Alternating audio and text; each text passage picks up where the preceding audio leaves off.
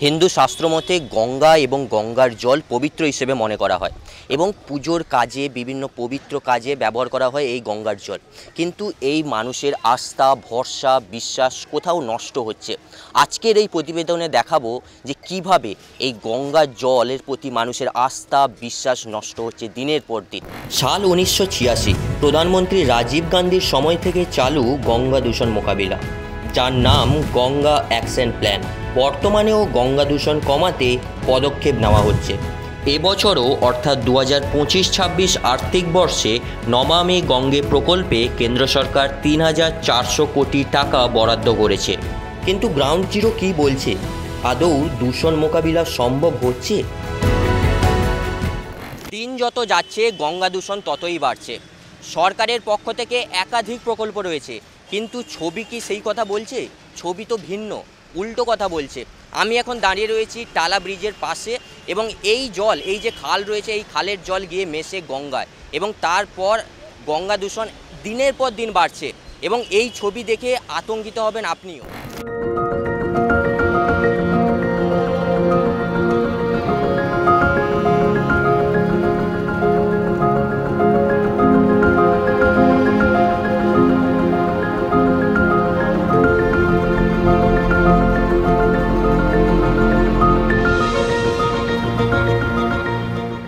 2022 সালে কেন্দ্রীয় রিপোর্ট অনুযায়ী নমামি গঙ্গে প্রকল্পে পশ্চিমবঙ্গের জন্য 25টির বেশি নিকাশি প্রকল্পের অনুমোদন দেওয়া হয়েছে এবং এখনও পর্যন্ত 11টি নিকাশির কাজ চলছে এবং 7টির কাজ ইতিমধ্যেই শেষ হয়েছে এবং 5টি নিকাশির কাজের পর যে ব্যয় এসেছে প্রায় 1,500 কোটি টাকা খরচ হয়েছে এবং এই কোটি কোটি টাকা খরচের পরও ছবি কি পাল্টেছে? তা তো নয়, সেই এক ছবি। খালের ওপর অস্থায়ী শৌচালয়, নোংরা জল, আবর্জনা সবই পড়ছে এই খালে। এই খালের জল গিয়ে মিশছে গঙ্গায়, যার ফলে দূষণ হচ্ছে। ভেবে দেখেছেন হিন্দু ধর্মমতে পিতৃপক্ষের অবসানে এই পবিত্র গঙ্গার জল পূর্বপুরুষদের আত্মার শান্তি কামনায় তর্পণ করা থেকে শুরু করে প্রতিমা তৈরি হোক বা প্রতিমা বিসর্জন, গঙ্গার জল ও গঙ্গার মাটির গুরুত্ব আমাদের সকলের জানা। বিভিন্ন ধর্মীয় কাজে যেখানে পবিত্র গঙ্গার জল ছাড়া ভাবাই যায় না, সেখানে পবিত্র গঙ্গার জল নষ্ট হচ্ছে। সব কিছুই আমাদের জানা, কিন্তু এইভাবে আর কতদিন, কবে জাগবে মানুষ? গঙ্গার জল গঙ্গারই জল হবে, গঙ্গার কোনো দিন জলের কোনো বিকল্প নেই। কিন্তু এই যে নোংরাগুলো আমরা ফেলি, এই নোংরাগুলোকে তো আমাদের ফেলা উচিত নয়। আমরা যথাযথ সরকার থেকে একটু ব্যবস্থা করেছে ডাস্টবিন, সেখানে আমাদের ফেলা। গঙ্গায় যতটুকু জল আমাদের না বয়ে রাখতে পারলেও সে যতটা এসে গঙ্গায় পড়ে সেটাকে আমরা রোধ করতে পারি না। কিন্তু পবিত্র গঙ্গায় থাকে, কিন্তু পবিত্রকে যদি আমরাই নিজেরাই অপবিত্র করি, সেখানে তো মানুষের আর কিছু বলার নেই।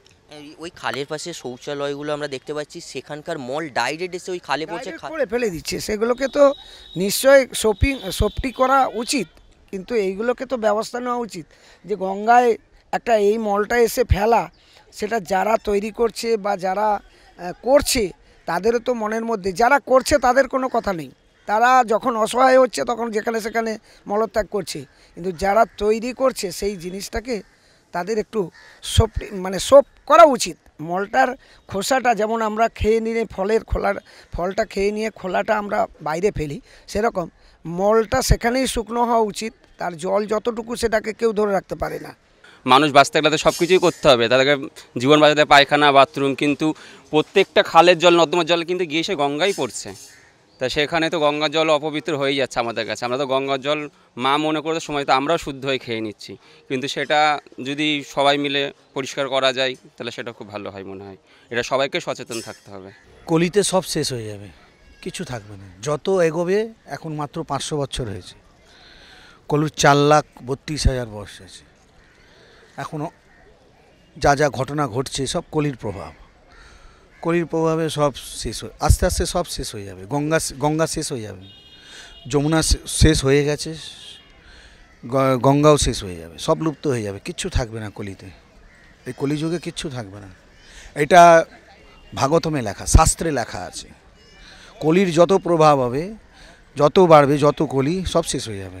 কোথাও কি সরকারের তরফ থেকে এটা একটু আরেকটু সরকার না, এটা নজরদারি সরকারের সব দায়িত্ববদ্ধ নয়, সরকারি সব দায়িত্ববদ্ধ নয়, আমাদের মানুষের আছে। আমাদের যে শাস্ত্র আছে সেটাকে অধ্যয়ন করা, সেটাতে আমাদের জীবনযাপন কিভাবে করতে হবে। এই যে এত আবাদি, এত পপুলেশন কেন, এটা কি সরকার কি করবে? সরকার কিছু করতে পারবে না। সরকারি আমাদেরকে নিজের থেকে সচেতন হতে হবে। এখানে আমাদের একটা পবিত্র জায়গা, পবিত্র, আমরা স্নান করে একটা পবিত্রতা ভেতরে থেকে আসে, কিন্তু সত্যিই তাই সবাইকেই সচেতন হতে হবে। এটা পরিষ্কারের ক্ষেত্রে সবাইকেই আসতে হবে, যে আমরা সব কিছু ঠাকুরের ফুল থেকে শুরু করে জঞ্জাল থেকে শুরু করে যাবতীয় জিনিসপত্র এখানে হয়। এইটা যদি আমরা সবাই বুঝি যে এটা ফেলার জায়গা নয়, ফেলার জন্য একটা পার্টিকুলার জায়গা সরকার করে রেখেছে, সেখানেই ফেলা উচিত। এটা শুধুমাত্র স্নান করার জন্য এবং কিছু ক্ষেত্রে পানীয় হিসেবেও ব্যবহার করা হয়। এখনও পর্যন্ত প্রাচীন পন্থা কিছু বাড়িতে এই গঙ্গার জলে ভোগ রান্না হয়, এবং সেই জায়গাটা যদি আমরা সবাই সচেতন হই যে এটাই ঠাকুরের ভোগ রান্না হচ্ছে, এখানে আমরা চানের জন্য ব্যবহার করছি, সবাই মিলে যদি আমরা এগিয়ে আসি, তাহলে আমার মনে হয় এই জায়গাটা মেনটেন করা সম্ভব। নোংরা এই যে কাচাকুচি করছে, আপনারা দেখছেন যে কাচাকুচি করছে, সাবান কাটছে, এবং যতটা সম্ভব ময়লা হচ্ছে যে জায়গাটা, এইগুলো যদি আমরা একটু অন্য জায়গায় করি, কারণ সব কিছুরই তো সাবস্টিটিউট ব্যবস্থা আছে, বাইরে ব্যবস্থা আছে, কিন্তু এখানেই সাবান কাচা, এখানেই বাসন মাজা, এখানেই সব কিছু, এগুলো সবাইকে এগিয়ে আসতে হবে। আপনি খোঁজ নিয়ে দেখবেন, আমি নিজের প্রতিদিন যাতায়াত করি তো, যার কারণে আমি জায়গাটা দেখেছি যে জায়গা সাবস্টিটিউট থাকতেও এখানেই বাথরুম করা, জায়গা থাকতেও শৌচাগার এখানেই করা। কিছু জায়গায় এই ইচ্ছাকৃত জায়গাটা হয়ে গেছে, দাবি হয়ে গেছে, করে রেখে দিয়েছে, বাচ্চাদের শিখিয়ে দিচ্ছে পার্টিকুলার এখানেই তুমি করো। বাচ্চারা ছোটরা তারা দেখে অভ্যস্ত যে এখানেই সবাই করছে, সুতরাং এখানেই আমায় করতে হবে।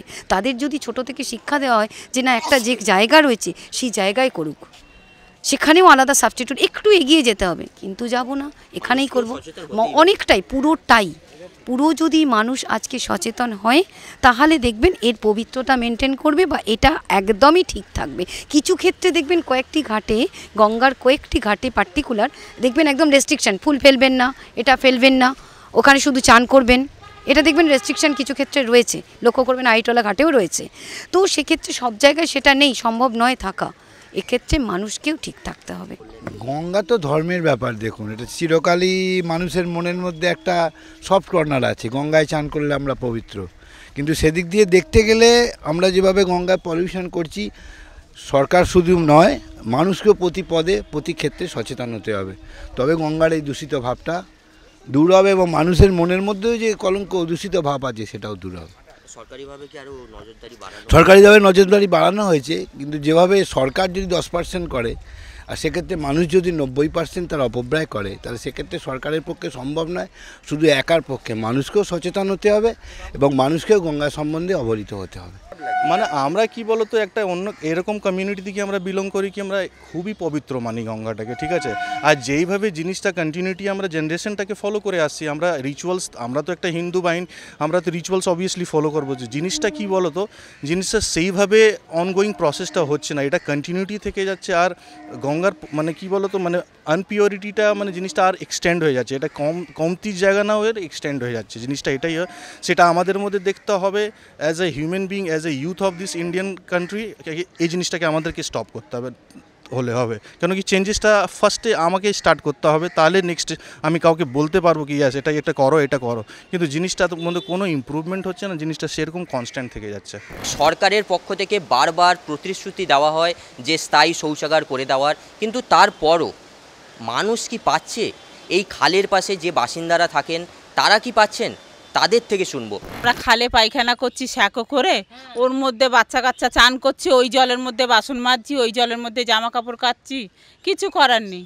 ওদেরকে কাউন্সিলরকে যে আমরা বারবার বলছি কাউন্সিলরকে যে আমাদের একটু কলের ব্যবস্থা করে দাও, বলছে কি হ্যাঁ দেবো, বললো ভোট দাও, দিচ্ছি। এবার ভোট টোট দেওয়া হয়ে গেল, আমাদের কলের কোনো ব্যবস্থা নেই।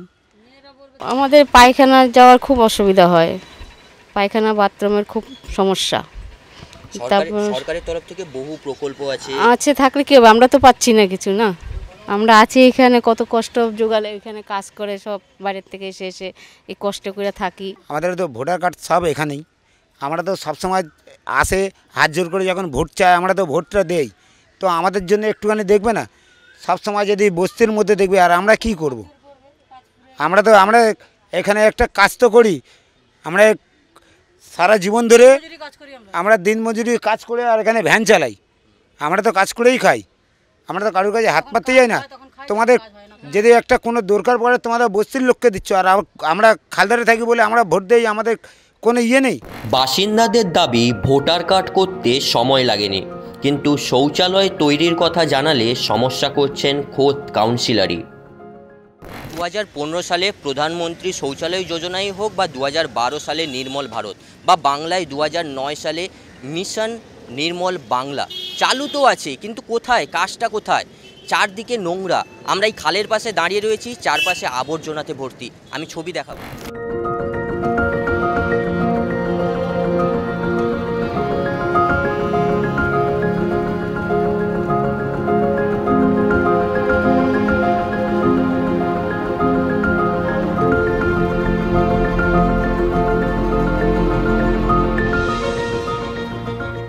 আগে এই গঙ্গার জল পানীয় জল হিসেবে ব্যবহার করা হতো, কিন্তু এখন যেভাবে গঙ্গার দূষণ চলছে, এই জল পানীয় জল হিসেবে ব্যবহার করা যাচ্ছে না, যা নিয়ে ভবিষ্যৎ নিয়ে চিন্তিত পরিবেশবিদরা।